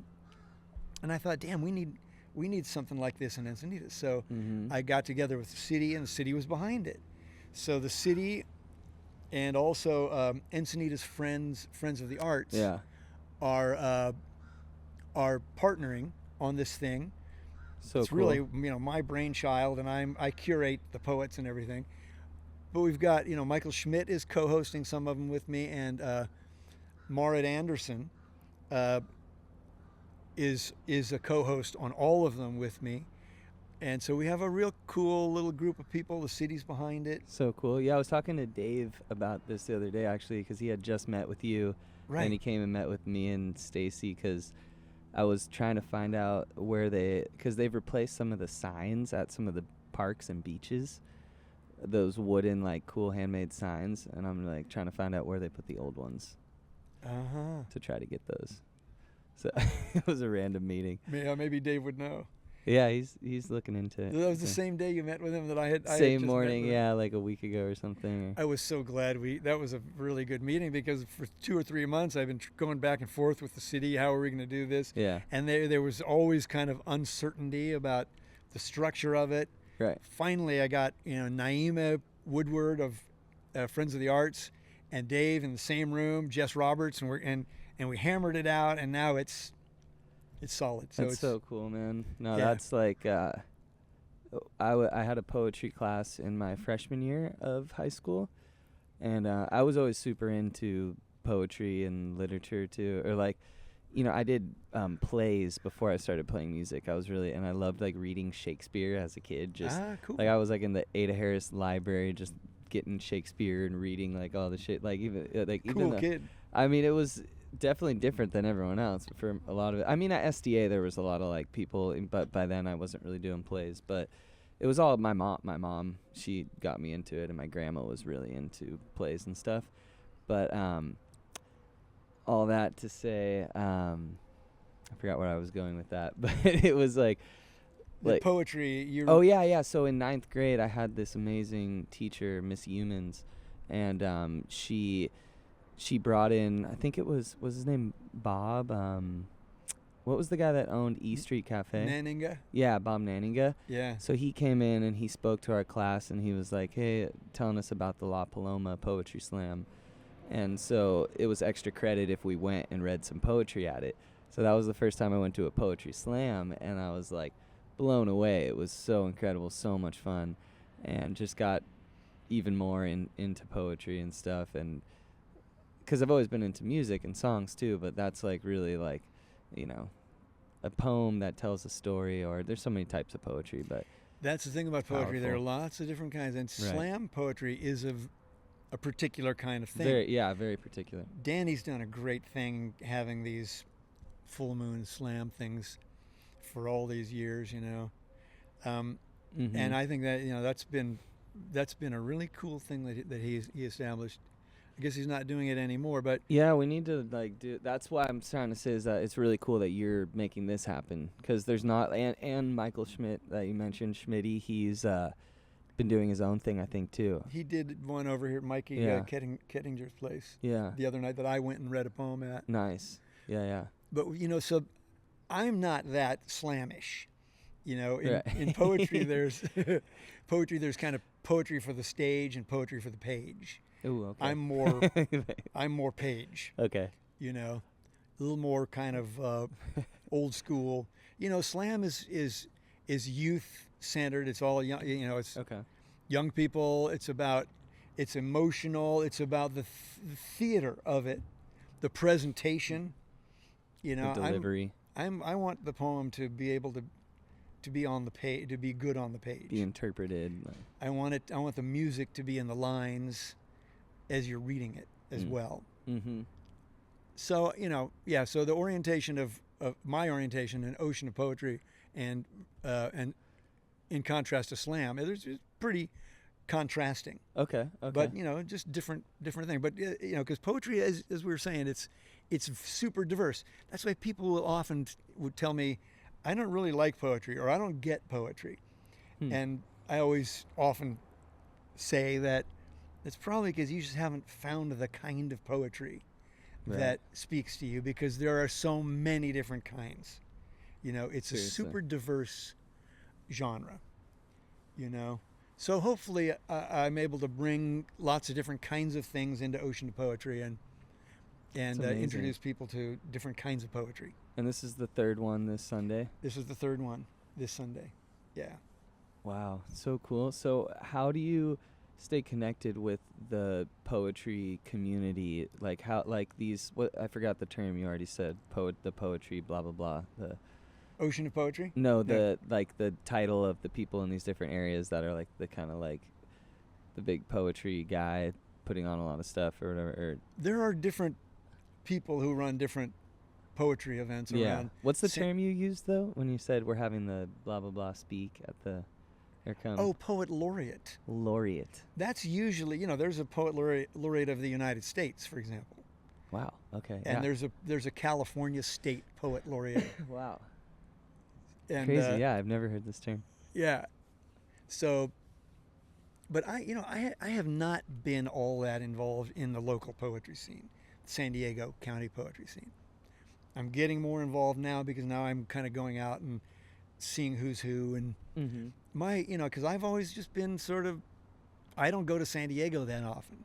Right. I'm not out all that much. I'm kind of happy here in Leucadia, and I'm a little bit of a homebody and a recluse in my way.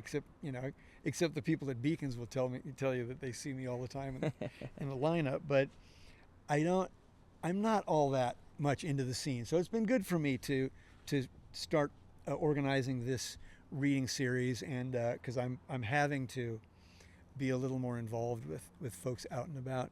So I was talking to Chris Cote, and I said, dude, I've got this new series, Ocean of Poetry. It's really cool. People seem to be excited about it. Do you want to write something about it?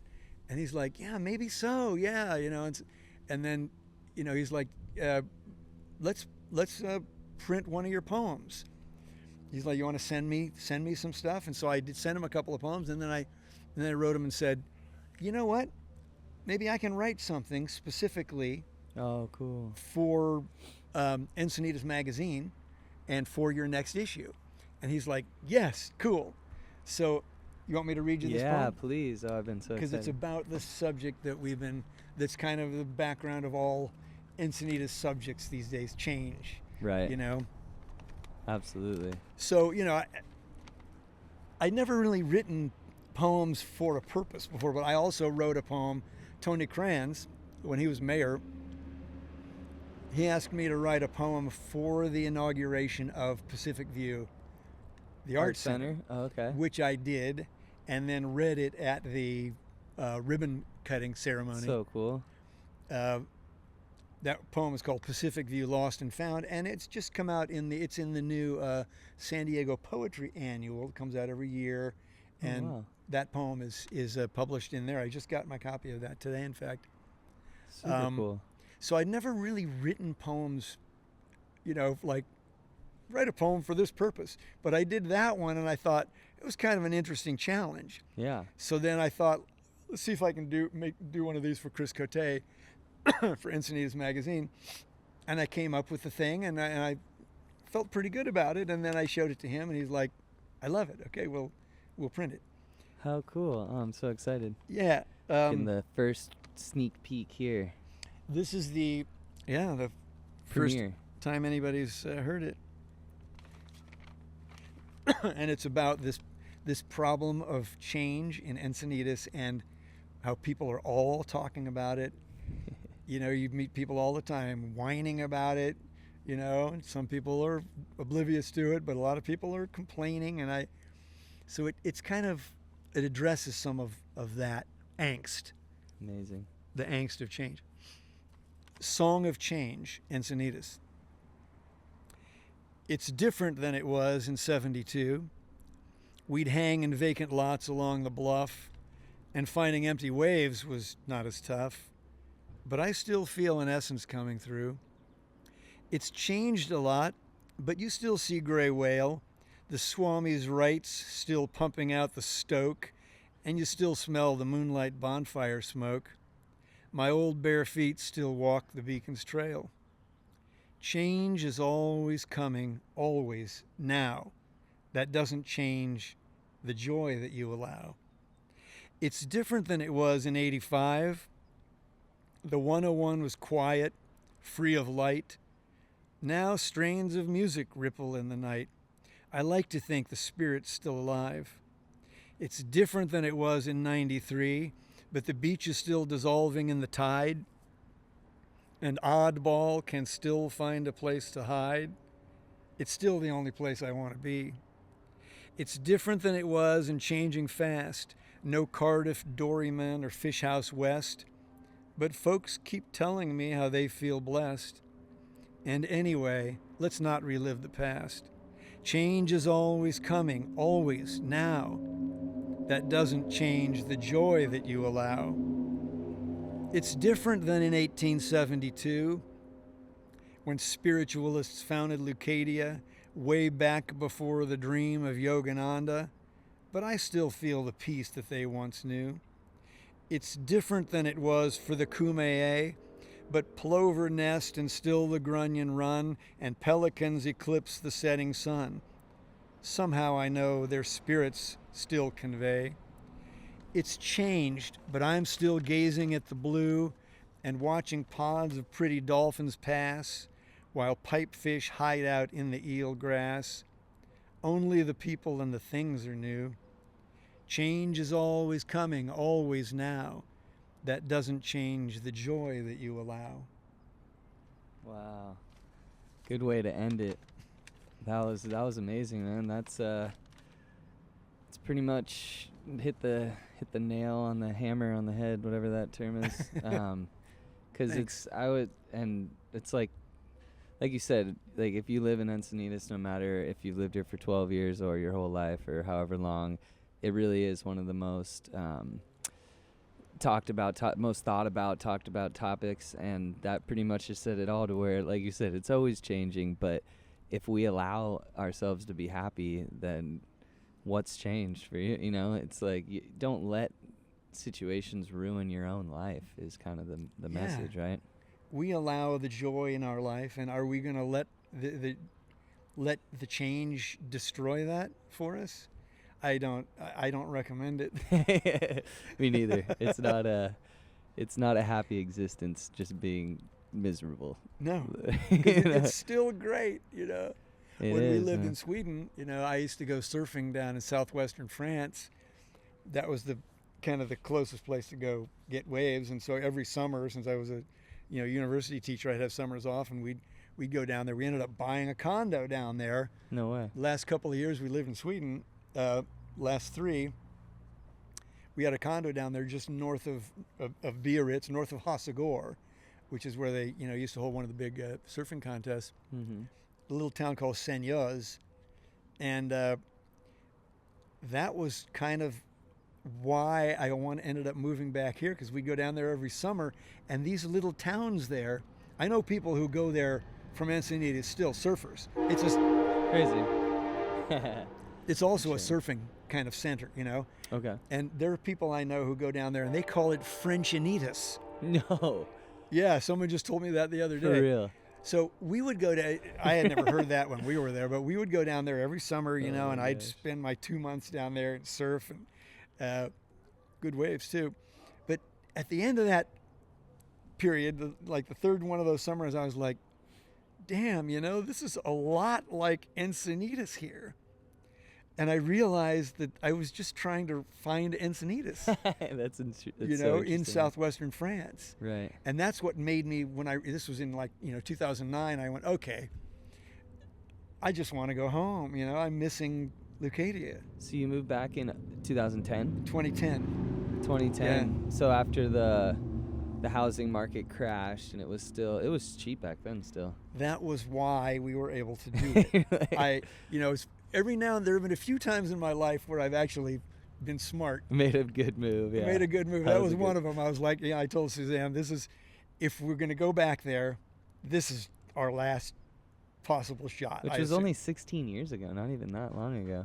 No, but the market price came down. Oh, it was way down there, yeah. So we managed to sell our house in Sweden and the house and the condo in France, and put that together and buy the place here.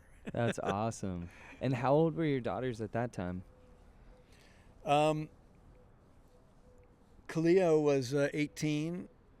She had just finished high school in Sweden. Okay. And Cordelia was 10. Crazy. Oh, they're 8 years apart. 11. She was 11. So she started in at Paul Eckie Central in the 4th grade. Okay. Cleo had gone to kindergarten at Paul Eckie Central, and then when we moved to Sweden. That's crazy. Yeah. What a trip. So Cordelia ended up graduating from SDA. Uh-huh. You know, same high school I went to. I mean, if you had told me 20 years ago that I'd have a daughter who was going to graduate from San Dieguito.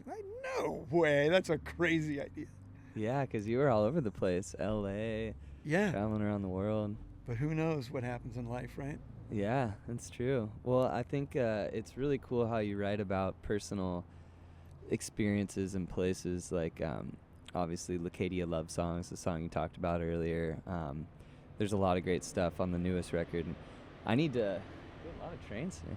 I need to really go back and listen to all your music. I've listened to like a handful of some of the CDs here from when I was learning your music and stuff, but crazy 16 albums and 9 of them in the last 10 years. There are a lot of them, over the years.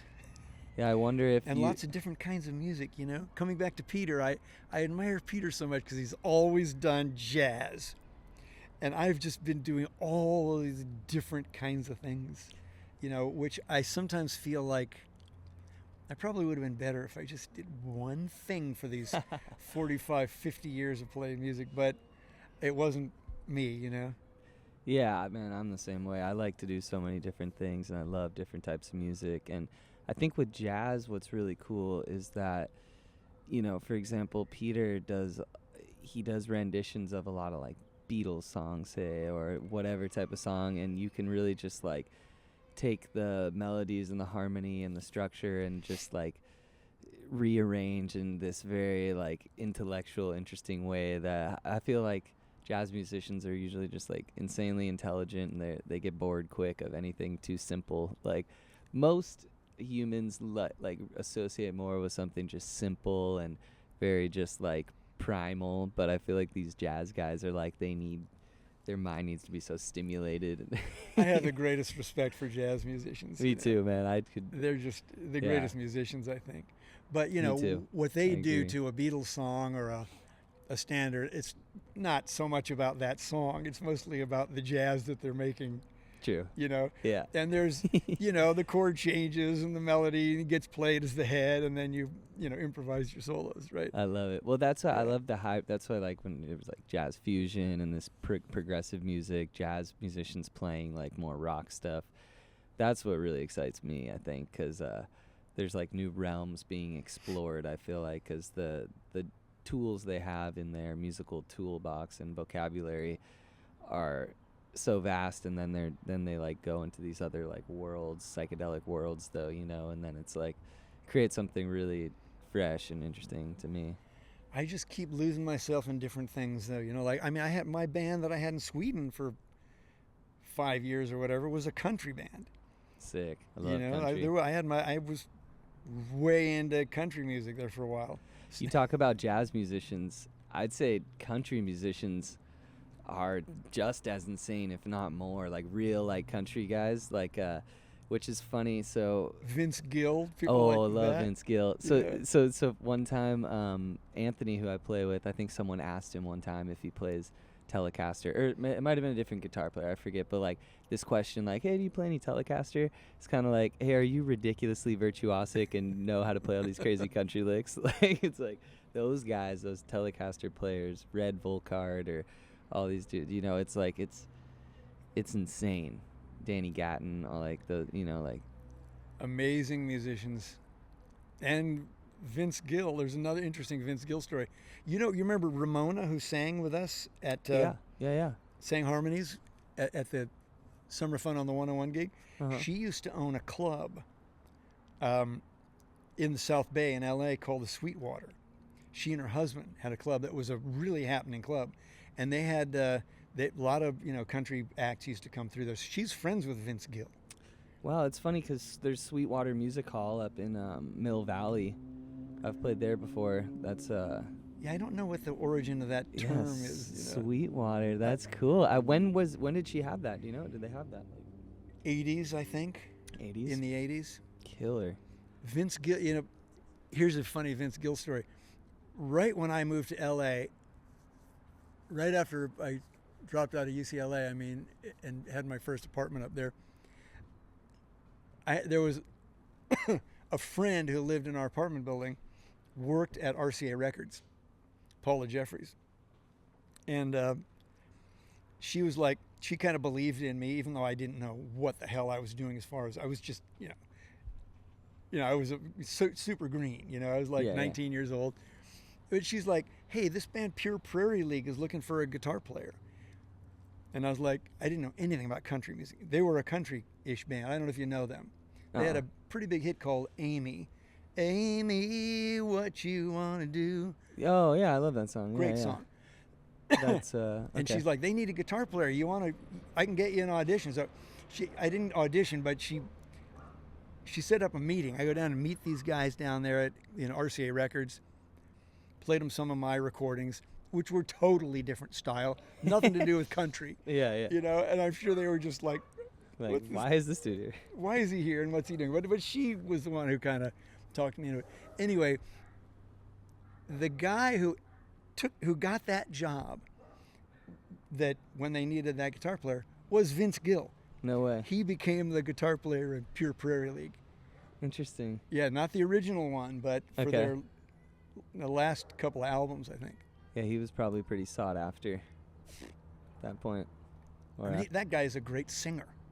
Oh, yeah. As well. No, he's amazing. He's been on, I think, Corey Wong's podcast. Really great conversation. I don't know if you ever it's so funny because I always tell this story. Like, I never listened to a podcast until I never do. Yeah, and like I do now, like, but because there's a few that there's some of these musicians that just have on these amazing guests. You still good? Yeah, but we can wrap it up. Yeah. Anyways, point being is that there's a really great conversation with him. Another one that we were talking about earlier that you would maybe enjoy is a conversation with Creed Taylor. And Creed Taylor was probably in his 90s or something, or 80s when he gave this interview with Leo Sidran, this guy Ben Sidran's son, but he's like a really epic musician, and he has a podcast called The Third Story. Highly recommend checking it out. But yeah, it's a conversation with Creed Taylor in like 2018 or something. But yeah, no, this has been super fun, man. It's been cool, man. Yeah, I appreciate you asking me to do it, and I hope I've filled in a couple of the little gaps in the history of the place, or at least added some strange little historical bits that. Yeah, well, it's your own personal history of like you've done a lot of cool stuff, and like I was saying, you've written about a lot of really personal stuff about this area that you've lived in, and that's inspired you so much and continues to. And I think it's really cool that you're so active in the community still, as far as creating poetry things, surfing all the time out in the lineup, like being willing to do stuff like that, asking me to put together a band for a show, like like you're were the man. You're not slowing down, man. It's fun. it's cool to see. It's inspiring. Well, you never know when it's going to stop, so you gotta enjoy it while you can.